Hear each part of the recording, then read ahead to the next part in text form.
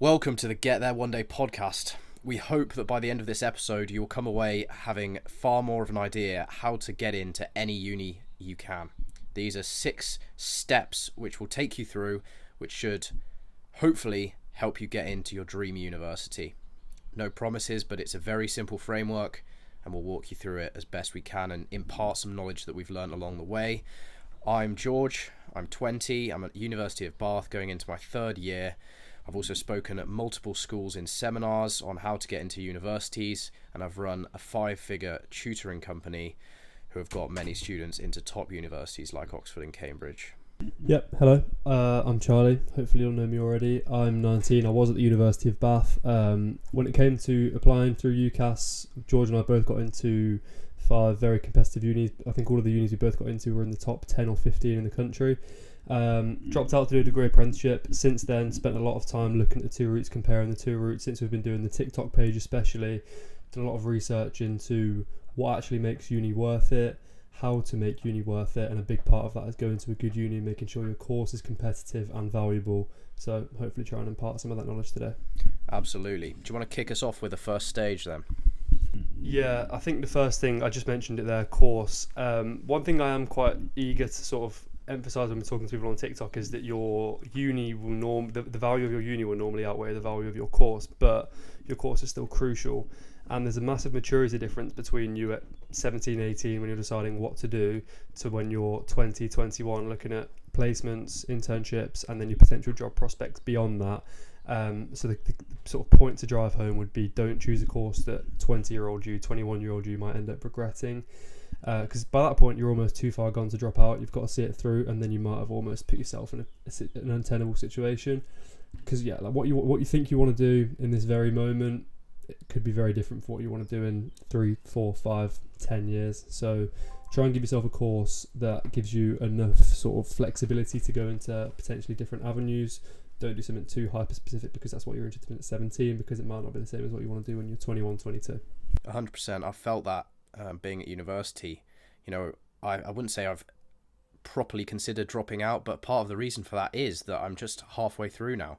You know, there's not much point in me calling it quits. I may as well just get the degree at this point, because of course there's value in a degree, and we want to drive that home for sure. What I would say is a huge thing to learn is, everyone tells you when you're at school, do what you enjoy, but that is the biggest myth that we're telling young people. So many people I've spoken to have said that was horrible advice, and there's actually a formula that I put together which might help you understand it a bit better. So when we talk about do what you enjoy, we're saying, what's your passion? What I think, and Charlie will discuss this with me, is you should apply about 0.5 or 50% to passion, 30% to prospects, and 20% to the ease. So how easy is it to get in? Now, these are parameters that you can tune. You know, for every person, it's going to be different. We're not saying that this is the exact amount that you should give to each section, but I think this, from speaking to a lot of people, they do still need to enjoy their degree, right? Because I think that's the bottom line. It's going to be a horrible set of years if you don't enjoy what you're studying. However, I don't know, I'm interested to hear from you, Charlie, because I think you'd probably put prospects as a bit more important. Yeah, I was going to say I'd probably swap prospects and passion, so I'd have 0.5 prospects, 0.3 passion, just because ultimately, like, I'd speak a lot on TikTok about arts degrees, certain humanities degrees, and the fact that just because you enjoyed it at school, just because it's what you're passionate about, if there's no prospects there, it's basically meaningless.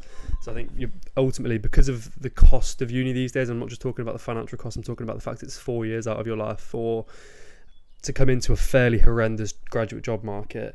You have to give yourself a fighting chance, and I don't think necessarily looking at passion first is the best way to do that. I think looking at prospects and then seeing, okay, what's got the best prospects, then you consider, okay, could I see myself enjoying this for 3, 4, 5 years? Obviously, like you say, if there's no enjoyment there, if you're just going to hate your life for the whole time you're at uni, that completely defeats the object of it. But yeah, prospects are a huge part of it for me. And I think another thing actually that people might not think about, obviously because the world's changing so quickly, everything's moving very quickly with AI and other external factors. Think about innovation, think about what's going to be desirable in 5 years time. You know, if you look back 5 years, what are the people that are now graduating and going into really competitive roles, were the courses that they were choosing at that time as desirable as they are now? Just think about that, where it might shift. It's obviously virtually impossible to predict, but look at the sort of trends of the job market and then consider what you want to study based on that.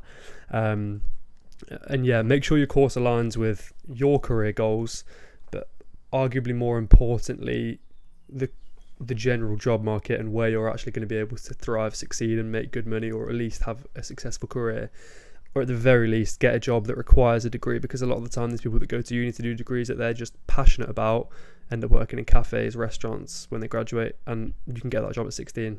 Uni was virtually meaningless if that's what you're going to end up doing, in my opinion. 100%. I think that's an important point you bring up. It's good to be future looking when you're thinking of your degree, because that might be something that you want to do right now, but think, you're going to be doing that course still in maybe 4, 5, even 6 years time. If it's medicine, you'll be doing that in 8 or 9 years time. Now, medicine's going to be pretty timeless, but even that is not totally defensible from AI. We've seen surgeons doing remote surgery, and that's reducing the number of people in the room for a surgery. Obviously, there's an NHS graduate recruitment freeze right now, so a lot of people that have graduated with what they thought was the most safe degree just can't get a job. So yeah, nothing's safe. Exactly. So just thinking about, is this something that's going to be required in the future? Also, I'd say what I wanted to touch on from that formula I mentioned is the ease parts. We've talked about the passion and the prospects. We've said they're a bit interchangeable. Either you can slog through and then potentially get a better outcome, or you can have a bit more of an enjoyable time but potentially be less employable. Ease, I think, is quite important for a lot of people. I've spoken to people who have chosen their uni first, which you said is a very valid thing to do. But then you want to look at, how do I get into that uni? So, at Oxford, for example, that is the best university in the world by many people's standards. You can get into Oxford doing Latin and you'll get a 40% acceptance rate for that, offer rate maybe even higher. Or you can do music, for example. There are plenty of degrees that you can do, which we would probably label Mickey Mouse degrees. They have not much use, but then you can just do like a law conversion or something. So there's not even that. You can go if you go to like a target uni, like you could do languages at Oxford, Cambridge, even I don't know if LSE or Imperial offer languages. I don't think they do, but the point still stands. You can do what would be considered a Mickey Mouse degree at a lot of unis.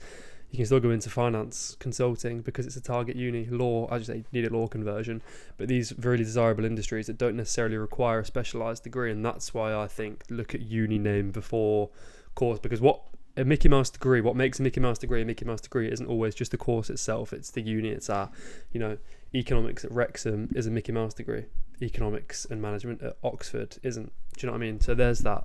That's the distinction, in my opinion. It's not just about the course. And the chances are you will bring a lot of transferable skills even in such a degree. I've seen a lot of degrees which have no right to be looking into AI and stuff, doing a lot of tech-related stuff and AI, so that you are getting modules which are more advanced, and universities are incredibly slow to update their course catalogues, but I think they're starting to catch on and they're starting to make it a lot more data-driven, a lot more computerized, which is definitely the way forward. And if they're going to want to increase that pace if they want to compete with degree apprenticeships, which is a story for another day. Touching on that, the fact that uni has been sort of more and more year on year seen as a less viable option for so many people, they will hopefully at least start to sort of try and move with the times. Like management, typically seen as a Mickey Mouse degree, you can do whole modules on AI now. Do you know what I mean? So you can bring those transferable skills in. But yeah, do you want to have a little chat about actually getting into the unis then, and when the preparation starts, and how to give yourself the best chance when it comes to UCAS? 100%. A lot of people think it gets to year 12 and you start thinking about it. This is wrong. The preparation for uni started 2 years ago. Preparation for uni started as soon as you joined senior school, to be honest. That's year 9 for people that don't know. Year 9, even year 7 for some schools. You've got to be bringing in stuff that you've done over an extended period of time to show that you're not just interested in this subject, you've been interested in for a while. Now, you don't have to say, oh, when I was a kid, I marveled at the laws of physics. This is incredibly cliche, and they hate this on your personal statement questions that we're going to discuss later, which are a hugely important part. Also, okay, fine, maybe in year 9 you didn't do much that's useful. That's fine. That's unrealistic. And you might not have decided what you wanted to do. For reference, I decided what I wanted to do in about year 11, year 12. I kind of settled on it in year 12. I don't know about you, Charlie. When did you sort of decide what you wanted to do at uni? To be honest with you, because we chose different routes. I just wanted to do something broad that let me get into industries like consulting, construction management, like these businessy industries that everyone would call it. So that's what I think is the big distinction between STEM courses and then people that just want to go into sort of, they don't know what they want to do, they want to go into a businessy role where they know the pay is decent and there's a guaranteed job. So that's the two. I knew from year 9, year 10 though that was what I wanted to do, which is the question you're asking. You will know early-ish, and then once you've decided, then you've got your heart set on it, even if it's as late as year 12 like it was in your case. You then just have to hone in on that and specialise and give yourself the best chance you can. Obviously my route is far less competitive than yours, but still, to get the offers I got, like, you still had to have something differentiating you 100%. Absolutely. And I knew I was going into STEM. Like, let's be very clear. So there's still applicable experiences, and I'll touch on this later, but I'd done work experience which wasn't directly related to the degree I was applying for. I could still spin it in a way that kind of put it as part of that story. And if you have some compelling story, they'll be interested to hear that. You're not just writing a fiction novel for your questions, of course, but it's certainly compelling to show that you've kind of built a passion for the subject as you go. That you mentioned spin there, that's something I do want to touch on, because I get a lot of DMs and people worrying about, I haven't done XYZ work experience, I haven't done any relevant projects.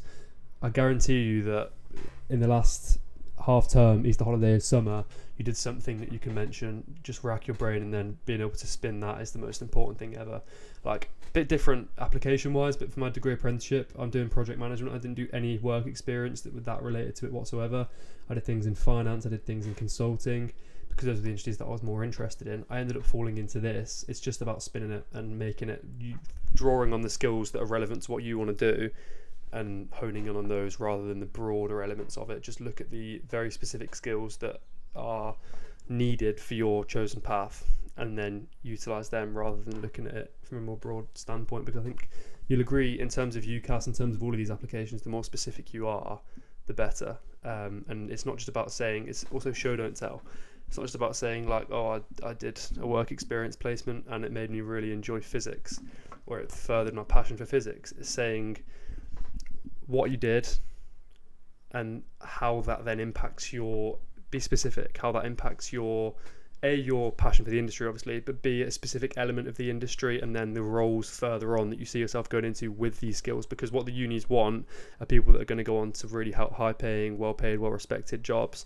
So think about that when you're applying and when you're writing your personal statement. How can you make yourself come across as someone that's going to go away from this uni and graduate, earn a lot of money, go to a well respected a job that they can brag about almost. Definitely. I think you've hit the core of it there, and we'll touch on that in even more detail in a sec when we go into the actual specific questions that they're going to ask you in terms of the value that you can bring.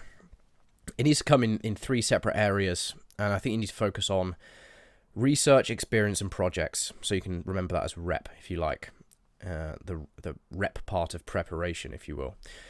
So don't just have the knowledge, show that you can apply that knowledge to get you to a meaningful and innovative outcome. Yeah, on that, if you are going to bring prior experiences in, don't speak about things you haven't finished, or at least if you haven't finished them, don't mention that you haven't finished them. Be very clear on, they don't want to see you've half-assed things. Do you know what I mean? If you're going to bring a project in, it's something that you've completed, something that you're done with. Just because otherwise, like I mentioned a minute ago, about they want people that are going to go on and be successful in the corporate world or whatever. You're not showing those skills if you're not finishing these projects off. So yeah, and then one key tip I would say that got me a long way in the application process, I'd say the same for you in terms of pre-preparation.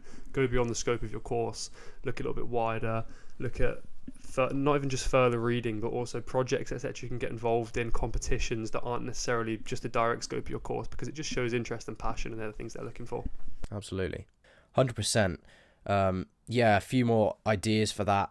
There are some awesome online courses online. I can speak for the STEM category. Imperial do some great maths ones. Harvard do some amazing ones all round, dating back decades in the past. Stanford as well. I took their computer science course, which gets you really mathematical, really challenges you. If they see that you've done the course and you're applying with that, you already have some university level knowledge, so that is evidence for them that you can apply yourself in a university setting, which we'll get onto more. I personally, I'll go into this now, I got experience at an engineering company. I think this was in about year 11 over the summer. I shadowed an engineer there. What happened there is I then actually saw that there was an electrical engineering department as well, and there was a software engineering department. And I was actually really drawn to the software engineering part of it. I'd been writing some code. So that was a compelling story to tell them. You know, I got this work experience, then I saw the synergy of the different types of engineering, and then actually settled on the one that I preferred, which was computer science. So that can be really compelling as well. And that just shows, get any experience you can. Any is better than none. Spot on. Experience crucial in terms of the sort of pre-preparation part. When you're all prepared, it's then time to look at your experience you've got, the grades you might be looking at, and then what unis you could potentially have on your horizon, and sort of categories that they fall into in terms of aspirational, safety, etc., and more. So let's have a little chat about that. What I would say is, no one tells you this stuff when you're choosing your unis. So here is some massive value that we're going to unpack. A lot of it is to do with location, but also culture and different styles of university. So this should help you, as Charlie says, to choose a university that's going to be good for you rather than taking a shot in the dark. I remember when I was choosing, it was like, their course seems nice. Let me have a look at that. There is so much more to it than that. Obviously, read the course catalogue, have a look at what you're going to be doing. I chose Bath because they had a strong AI focus, but I would say where you are is massively important. That's going to dictate internship opportunities, research opportunities. So, for example, being in London is way more valuable than you think. So if you're kind of umming and ahhing between one of the top 10 unis, I don't know, say Durham versus maybe UCL, I would strongly recommend trying to be in London because it's incredibly valued to have that network in London. You will be with some of the top students in the UK because there's Imperial, of course, and there's LSE, and you'll be amongst all the companies. So the opportunities for experience are massive. The opportunities to get involved in startups are massive. The just sheer volume of students there and how tightly packed they are together, it's incredible. So many hackathons are happening. They're a great way to showcase to employers that you're in the computer science field, of course, that you are who they want. If you win that is just incredible. I cannot stress enough how important being in London can be for you. Yeah, that depends on the type of person you are, in my opinion. Like, because you mentioned the location is really important. Obviously, for STEM, London is and finance as well. London is a hot spot, and it's where you want to be. But then you are going to be living there for 3-4 years, so you've got to think about affordability as one massive 100%. Thing. London isn't great for affordability. We've got a friend who goes to UCL campus in the city centre, lives 40 minutes outside of London because it's the only place that's affordable. Yeah. And then also just about the actual lifestyle as well, like whether you want to be in a campus uni, a city uni. Obviously, London isn't going to be massive for campus unis because there's just no space there. Campus is a lot easier in first year in terms of getting to your lectures, etc. Like, there's so much stress that comes with coming to uni. One thing you don't also need is not knowing how to get to your lectures and having to worry about navigating a city centre. At least if you're on campus, it's like, yeah, okay, that's one thing sorted. Sense of community for a campus uni as well, I think, is always better. Normally there's a uni gym like on your doorstep. That depends if you want to pay the uni gym prices. And it's often a lot more chill as well. Like, you can go back to your flat and it will probably be a little bit more quiet than being in a city centre. Obviously it depends what you want though, because city, you've got that classic big city hustle and bustle. You know, cities like London and Manchester are brilliant for that. The accommodation's probably going to be more expensive in a city centre, unless, again, you're miles outside of the city centre. In that case, you just don't. You're going to. What's the point at that point anyway? Not quite there. Exactly. Yeah, you're still going to be paying a lot of money, but you're not getting the hustle and bustle. So you may as well go to a campus uni. And then obviously in terms of navigation as well, getting from one building to another is a big slog. The biggest thing I would say for deciding where to go to uni, or at least one of the biggest things, is look at the affordability of it. Look at whether you can afford to be there for 4 years. The cost of living is huge, and a lot of people don't consider it because they think that the student finance or student loan is going to cover them. It won't. It's not enough money to see you through without you getting a part-time job or whatever, and you need to look at affordability. Look at the average prices in terms of rent, groceries, and all these other things you're going to have to be paying for. Is there a Lidl nearby, an Aldi, an Asda, a Morrison's near to where you're going to be living in first year? Look at all of these things, because when we were at uni, same case for you now, there aren't really any affordable supermarkets. The best you've got is a Morrison's. That's not walkable from the campus either, so most people were getting Tesco delivered, and obviously when you get your supermarket shopping delivered, it's just like, you just look at the drawer, half the stuff you ordered might not be there. The fruit's usually rotten by the time it appears. Exactly, yeah, like half the food's been squashed in the van. It comes at inconvenient times, and you end up getting takeaway half the time and wasting loads of money there. So you have to think about the practicality and the fact you're actually going to have to live there for 4 years of your life, 3 years of your life. Definitely. No one considers that, in my opinion. I didn't even think about supermarkets, because you just think, I think there's a big thing as well, before you're financially independent, when you go to uni, etc., you just sort of think that money's no object. Actually, affording uni is not easy, and there's a lot that goes into it. Definitely. It's a big realisation which we're trying to hammer into you now, before it actually becomes a problem for you and you're broke, which we've both been through to different extents. I'd say it is. So for us, we were in Bath, which was actually quite a small city, and I think that contributes to factors like whether there's a Lidl. You know, if it's a bigger city, there will be a Lidl, and there'll be an easier way of getting around said city. Bath has no kind of strong public transport networks. Obviously, there is a bus, but the buses aren't great there. The streets are quite hard to navigate. And it can also get quite boring. Now, I hate to say this about Bath, because Bath is a wonderful place, but you'll see all the tourists going around and taking pictures and everything, and it's like, I've seen this now, and it's, you know, Bath is really just a few streets. So Bath's just a town. It is a town. Yeah. To call it a city is doing it too much. It's beautiful, but you run out of things to do there in about 2 days. 100%. And that applies to nightclubs and pubs and all of that as well, places to eat. It's good on places to eat, to be fair, but you don't have money for that. Yeah, food's unreal, but it's not cheap. And like, as you say, pubs, you go to the same 4 or 5 pubs, really. Yeah. Like, people will discover a new, and the new, obviously you go to Spoons and those brew house, and then people will discover new pubs like 2 months into uni, and they're still drinking at the same pubs now, and that's that, really. No one's changed since then. Exactly. And one more thing which I think doesn't get said enough when you're deciding: crime rate. My cousin went to Birmingham Uni and he got his phone robbed at knife point. So not just like stolen, because I have another story in London where my mate got his phone robbed from someone on an e-bike whilst on a night out. Students tend to have a lack of vigilance. You're kind of nursed when you're at school, and there's obviously no one going to steal from you because you're at school, or at least I'd hope not. Certainly not members of the general public, but it's easy to forget, especially in a city uni, you're not just like in this sandbox anymore. You actually have to interact with real people who are going to try and, you know, exploit you, and you're not as aware as maybe you should be. So first of all, be aware, and second of all, be aware of the crime rates. Birmingham, London, they're quite high. Of course, there's not much you can do about it.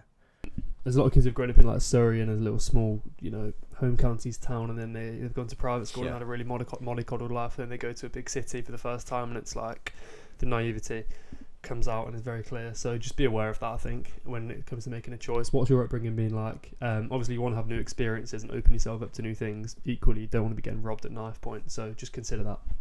Yeah, I mean, there's like, honestly, some of the best unis are in the high crime rate cities. Often it is just because they're so large. You're not going to avoid going to London just because of the high crime rate. What you're going to do is you're going to go and you're going to just watch out and not just be having your phone loosely held in your hand whilst you're standing on the sidewalk. Yeah, spot on.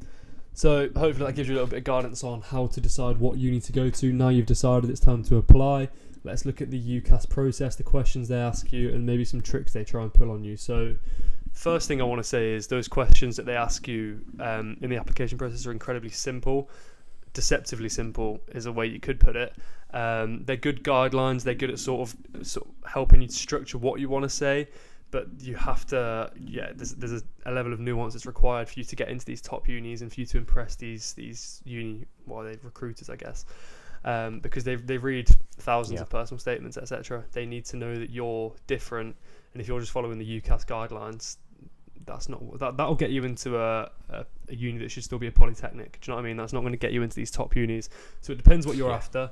But here's what they actually want to see. Yeah, so let's break each of them down. I think there are 3 questions. So this is different to when we did it, for full transparency. It's changed recently. When we did it, it was just one personal statement, 4,000 characters it was, wasn't it? It's still 4,000 characters total. However, it's now split across 3 questions, and they actually guide you through it a bit more if you understand what they're trying to hint at. So do you want to kick us off with the first one? Yeah, first one is, why do you want to study this course or subject? And what I will say is it's just the exact same thing as a personal statement, but they just put it into a structured thing for you. But anyway, first thing you want to do for this question is research what this degree actually involves at university level. Do you just like the idea of it, or do you genuinely like the degree itself? And then when you have done that research, make that apparent in your, they still call it a personal statement in this, whatever they call it. We'll call it a personal statement for the sake of ease, because that's what we're used to, unks. But yeah, whatever this is, make that very apparent that you've done your research and that you're still passionate about the course and wanting to do it at this uni. No, not at this uni, because it goes to all unis. Sorry, just doing it at uni. In terms of deciding the uni, obviously you want to go to open days, etc. Look at online course videos. On these open days, speak to the lecturers. They might have people that currently study the course that you can speak to them, find out what it entails. Just get as much, looking at catalogues, any information you can get on the course at the university level, what it entails, whether it's for you, why it's for you, and then when you find out that why, that's what you want to put in this section. You need to be able to demonstrate a good level of understanding, because if you can't understand it, like I know a lot of people at uni at Bath who in our first year went and studied courses that they thought were a bit above them, but they would rise to the level, and they ended up dropping out after like 2 months because they just couldn't get their head around it. And your thought process as well, if in first year I can't understand it now, what's it going to be like in 2-3 years time? So yeah, it's making sure you're going to be able to last 4 years potentially. Absolutely. Yeah, and when you're researching into the course, you're using that as a tool, as a weapon. When they're asking, why do you want to study this course or subject, what they mean is, or what each recruiter who's reading it means is, why do you want to study this course or subject here rather than somewhere else? And also, bear in mind the overarching question throughout all of this is, why you? Why should we take you? Don't lose track of that. They don't really care about you. Just to jump in terms of when you say, why do you want to study it here, don't actually mention the uni name, obviously, because this is going to all your different unis. It's an element of tailoring it to the ones that you'd most like to get offers from. Your 5th choice uni, that is really a backup plan. So you're trying to get offers from the top ones. Don't mention their names. You can mention that you've done an online course by that uni, because that doesn't necessarily suggest that you're applying to that uni. That just says, I've done this. And if they hear their uni name, they're going to be like, oh great, he's engaged with our online materials. Maybe the person who's reading it helped to make those materials, in which case you are so in, because people love getting glazed, especially university student recruiters. The other thing is, they don't want a contrived story. They don't want you to just make up something. I mentioned earlier about ever since I was a kid. Don't bother. Make it more compelling. They ideally are looking for it to have some sort of intellectual trigger. So what we mean by that is, let me portray it through an example. So I was reading X well-regarded book in the field, or could be a paper or something, and I was struck by the problem of insert topic here, which piqued your interest, made you want to delve deeper. So I decided to, and then some action that you took, which showed that you then not just acknowledged that, but that you then read further into it, or explored it more, or actually put your own little spin on it. Because that doesn't just show acknowledgement of the subject, it shows deep involvement in it. And I think that's hugely important. And it's building on the crucial idea, which is prevalent throughout your answer, which is that you've got to evidence your efforts outside the classroom. This is something that I did hear a lot from the people who were giving me advice back when I was 17 or 18. you've got to back it up with evidence, but not just evidence. Evidence is fine, but you can still fabricate evidence. What you can't fabricate is a genuine opinion or thought about it. This is very easy for stuff like politics and IR, where it's, something that is very subjective. If it's maths, though, still you can say, I thought this was a really powerful way of expressing the interaction of this algebra or whatever. Like, it's funny reading maths and STEM personal statements because they do get somewhat metaphorical, which, try not to have too much jargon in there, but you do have to show some sort of like magical love for maths or STEM, which is hard to convey, but it can be done. Just show, an inquisitive mind. That's the main idea with this showing an opinion or kind of what you thought of it. Signals that you might be a good researcher, because this is something that, as I've been at uni, I've noticed even more. They want researchers. They're recruiting you at undergraduate level, but they want you to stay on. And they're constantly sending you emails to try and get you to get involved in research. So I think that's a massively important one. If they think that you could be a decent researcher who might be able to solve novel problems, that would be great. You don't have to want to be that, by the way. You just have to show to them that you're a potential candidate. Yeah, that's the one thing I was going to say, but you sort of hit the nail on the head, is that critical thinking is a huge part of uni, and if you can demonstrate in this personal statement that you're able to do that to a good level, or at least that you've got the skills to suggest you might be able to do that at a high level eventually, then it looks good. The things that George had just spoken about give you grounds to a positive academic direction, if you like, and shows that you're on a good trajectory.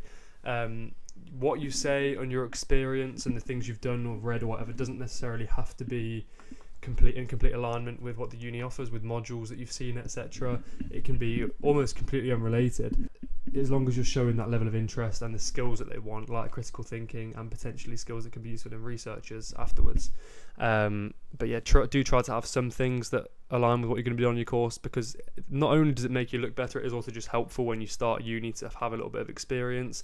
And then even when it comes to apply, if we're looking at work experience, maybe even here, even when it comes to applying to internships, placements, and maybe even further down the line graduate roles, it's all useful, it's all worth having. So some experience is better than no experience. You said it earlier, and that couldn't be more true.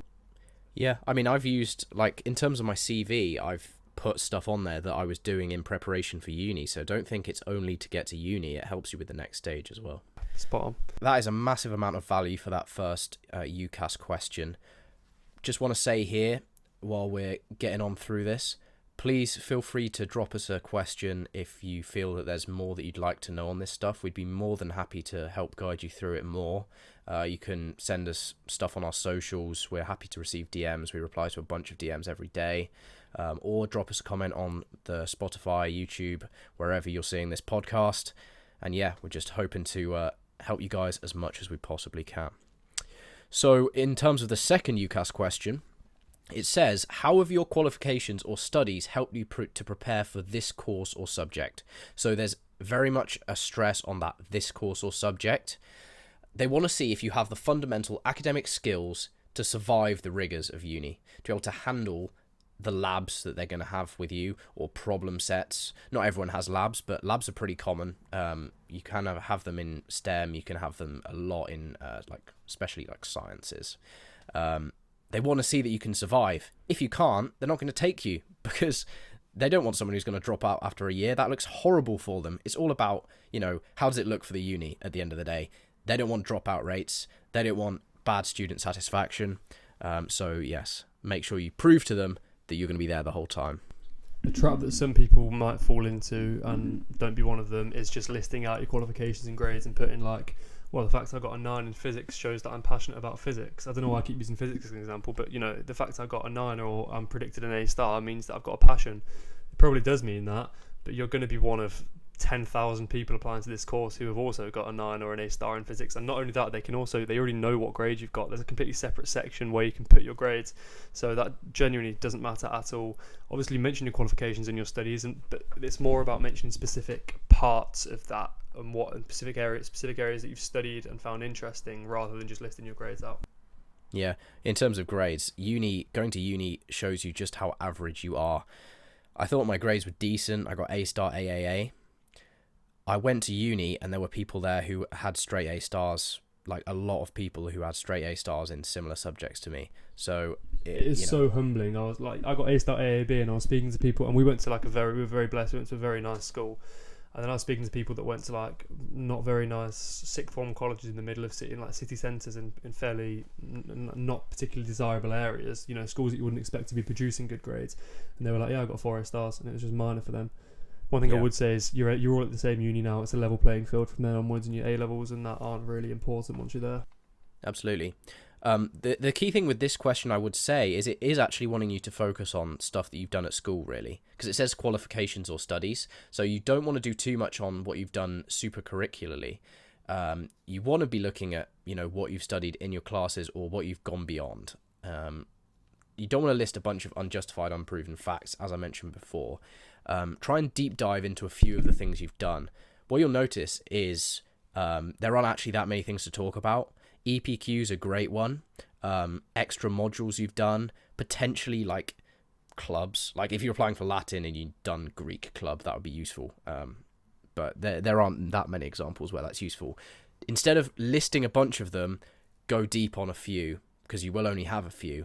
And then you'll find that there's more to talk about. Actually delve into what you discovered in your EPQ, how that furthered your knowledge, what that then prompted you to want to talk about after that. I would try and just list out all your qualifications and studies, rank them, essentially, score each based on relevance, relevance specifically to your course, by the way, because some of it is not that relevant. Also, there's an element with this, and you've got to be careful, but choose the stuff that sounds more techie. Like, my EPQ was, what will be the impact of quantum computers on cybersecurity. It just sounds cool, and there's buzzwords, right? But often just saying keywords can be useful, just because they're not going to be reading this really diligently. I don't know exactly how much attention they pay, but you can best believe it's a similar story to when jobs are reading your CV and they give it 7 seconds of time and then move on. So those words that stand out, which relate somehow to disciplines that you will be able to explore further at university, very good. Making yourself sound intellectual but not lying, as we know a lot of people who just lied objectively on their applications, saying they're captain of first team rugby when they were in the second team. Plenty of those out there, but don't lie about it. You don't want to be one of those people who gets to uni, it's way too hard for you, and then you drop out. That would be not good. Yeah, that would be silly. Things you can talk about, like you touched on, EPQ. If you've done a particularly relevant or interesting EPQ, they like an EPQ as well because it proves you've got that academic. Because it's the first bit of proper academic writing you do, really, isn't it, an EPQ? So you've got a background in that. It's a nice thing for you to have. Particular module that has interested you, things you've taken from that, things that's making you want, and things that you've taken from that that made you want to take this study further. Club or activity at school, if it's relevant. Like, for example, if you're applying for management and you want to show leadership skills, it's good. Like, say you're applying to engineering, I would struggle to find an application for your involvement in the rugby team. Like, I just don't see how. I'm sure you could bring it in, but there are probably other things you'd want to mention before that. Yeah, I think be careful with this one. You got to be wary because it's qualifications and studies. So, like, I don't know if I'd categorize like sports in that. We'll talk. You can definitely talk about them in the next one. So we'll get onto that in a second. I think be careful with clubs. Maybe like if it was a very academic club, like computer science club, then that's fine. It's specifically qualifications and studies, I guess. So it's very specific in what it wants you to talk about. And there's also no guidance on how you don't necessarily have to split all 4,000 characters evenly. You can put more of your attention into one section over another. So play to your strengths. Defo. Okay, that sums up the second one. Yeah, the next question, as you mentioned, is what have you done to prepare outside education and why are these experiences useful? So work experiences is where you bring that in. Things that placements you've done, etc. Sports, Like, you know, if again, if you want to bring in leadership and you're applying to a course that values that, that's why you mentioned sports, etc. Anything that you've done which prepares you for the demands of uni, and particularly the job that comes beyond it, because that is actually what they're ultimately most worried about. Their two main concerns are you going to be able to get through uni without dropping out? And then when you do that, are you going to be able to go into a job which they can be sort of, they can brag about almost? Show you have an appreciation for the graduate life beyond uni, and that you're going to be able to thrive in that life. Absolutely. And yeah, just when you're obviously definitely talk about leadership, teamwork, stuff that you get, these soft skills that you might get from rugby, football, etc. Just make sure you tie it in quite specifically. You know, how will leadership help you specifically in this course? I would say that I've spoken to you don't even have to have done this. This is where you can just like bend the truth slightly. Say, I've spoken to students who are currently studying at university, and they emphasized just how many opportunities there were to get involved in group projects. So I would be able to use the skills that I've gained being the captain of the first team rugby in that capacity to further my group's contributions. Stuff like that. Very specific. Not much to say on this one, to be honest, just because I think this is not the one where people struggle. I feel like a lot of people, certainly at our school, maybe it's different elsewhere, there were a lot of opportunities for extracurricular involvement, whereas it was this stuff that's based on the course that was more important. And honestly, if we're being totally real, this is potentially the least important question. Yeah, 100%. The experience part is crucial. The kind of, activities, sports, hobbies, less important. Yeah. You mentioned experience. Like, when it comes to a vocational job, medicine's one that comes to mind, maybe dentistry, vet science, things like that. Experience isn't just a nice to have, a little extra. It is essential. It's without it, you're going to really struggle. It also leaves you with if you don't have it, it leaves you with very little to talk about in interviews, because most of those vocational subjects do have interviews. If you haven't got any experience whatsoever, it does leave you sort of, I don't know what you're going to end up talking about in interviews, but yeah, experience is crucial for those vocational courses, and even for the non-vocational courses. If you can get it, get it. Yeah, and the biggest complaint we hear from people who are about to graduate or have graduated and can't get a job is, I can't get experience, and to get experience, I need experience. So how does that work? It's very tricky. Get on the ladder early. That's a potential connection you've got then. You can come back when you're at uni and you're in need. As early as you can get. If you're in somewhere between GCSEs and year 12, that might sound like it's too early, but it's not. It's anything you can possibly get whenever you can get it. Yeah, I guarantee your family, friends, or your just mates will know someone who's able to get you something. It doesn't have to be hugely specific to you. Like when I was thinking maybe I'd do medicine, I know I had lined up shadowing a knee surgeon. That'll do. Like, we knew someone. Didn't end up going for that, but it was a nice option to have. Facts. Cool. Okay. That concludes the 3 questions. A bunch of stuff to unpack there. Let us know if you want us to release some notes for this that you can look over in future, so you don't have to keep referring back to the episode. Next, we're going to talk about the interview hacks that make you impossible to reject. This is applicable not just for your uni application, but beyond. Arguably, many interviews that you're going to be doing for uni places aren't hugely important, because if you do get an interview, either option 1, you're cracked and it's for Oxbridge, right? Because they interview for most things. Or you're doing one of the subjects which tend to lend themselves more towards interviews. That tends to be some of the more competitive or vocational ones, again, like vet science, medicine, stuff like that. Some of the finances as well. Maybe it'll be like an interview at Imperial. I certainly did one of those. That was a bit of a formality. Often they're like, okay, we're going to give you an offer. We just want to check that this person is like even real. International unis will also, so like Harvard, all of these American universities will give you an interview. Again, a bit of a formality, difficult to stand out. More of a chat, to be honest. I'd say admission tests as well are an incredibly important part of the process if you're looking at Oxbridge. We're not going to touch on those just because there are so many. For medicine and stuff as well, they do separate tests. We can't go into every single one, and we'll probably do some separate videos on how you can prepare best for those. Let us know if you're interested in that. But let's follow in general about useful tips for interviews. So when they're interviewing you, what they do want, the only thing they really at the forefront of their mind is, can I teach this student? Um, and then they also want to know at the back of their minds, are they as smart as they say they are, as their personal statement, as their qualifications say they are, or are they just lying, or are they one of those people that's very academic but probably won't go on much further than that? Because like I say, they want you to go further on into the corporate or research world, whatever it might be, and flourish there because that looks good on them. They don't want you to get to a good uni and then plateau. So they're trying to gauge during this interview whether you're going to be the person that can A, succeed at uni, B, succeed beyond. I speak a lot about job interviews. I've done loads of degree apprenticeship interviews. I've done loads of job interviews in the last 2 years.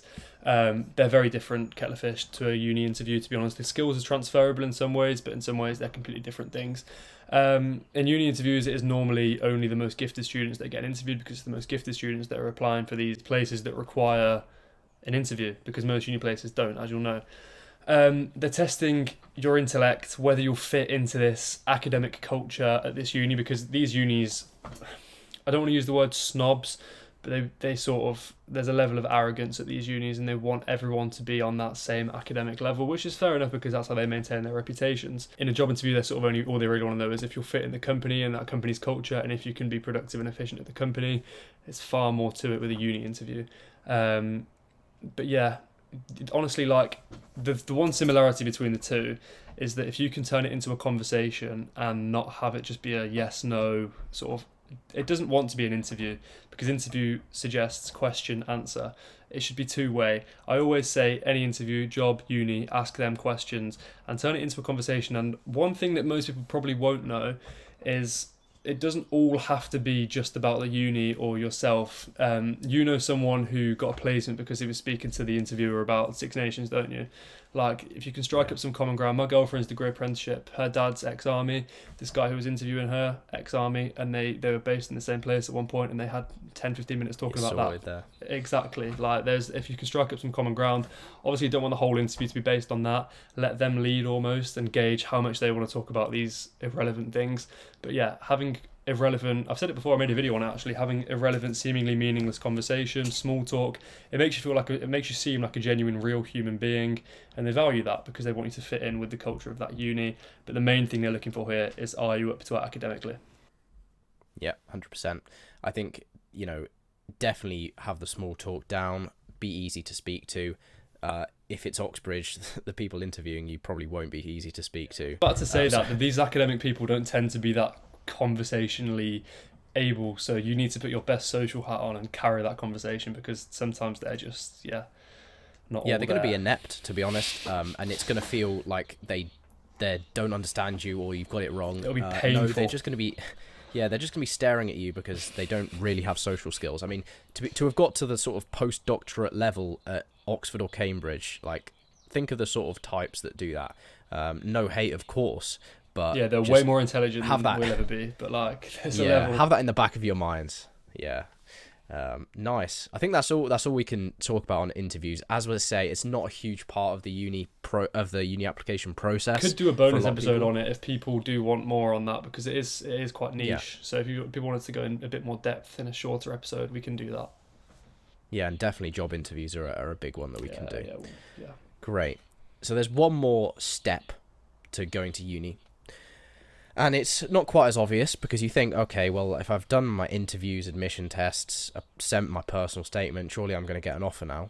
And hopefully you are. I will reassure you that a lot of people do get offers. A lot of people get an offer after waiting months and months and months. A lot of people I know, which is the biggest problem I've seen, is they strive to achieve the grades they need rather than the grades that they want. The grades I would have wanted would be straight A stars, but I wasn't actually really trying to get those. I was once you knew you'd blundered the imperial test, you were sort of looking at that Bath offer and thinking, yeah, as long as I get that, your car will exactly. It just looks a bit better if you have straight A stars, so do try, if that's what you're predicted, to get it. I think we had a good time, didn't we, during A levels? We did revise, but we also put effort. Yeah, like, of course. We played a lot of rugby and did a lot of like exercise because it was fun and the weather was nice, and it was like, yeah, I'm not sitting inside all day and revising. Yeah, your A level exams will be hard because it's a mix of emotions. You're leaving school. It's incredibly sunny. You don't have actually that many exams, so there is a lot of free time. But yeah, do try and apply yourself, and then you'll have a lovely long summer. Mm, facts. But in terms of when you actually get your offers, they'll start coming in almost as soon as you apply. A lot of unis, I got my first offer about 3 days after applying.